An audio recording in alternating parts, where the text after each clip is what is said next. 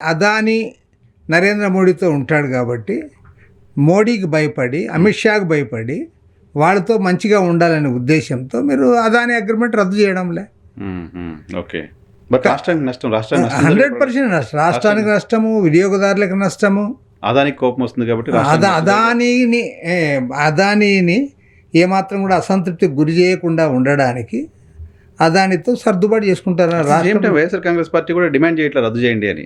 వాళ్ళు వస్తే కూడా మళ్ళీ కంటిన్యూ అవుతుంది. లేదు, వాళ్ళు వచ్చారు లేదనే సంబంధం లే. ఎవరు వచ్చినా అదాని ఉంటాడు. చంద్రబాబు ఉన్నా, జగన్మోహన్ రెడ్డి ఉన్నా, వాళ్ళు అదాని, వీళ్ళిద్దరు శాశ్వతం కాదు, అదానీనే శాశ్వతము.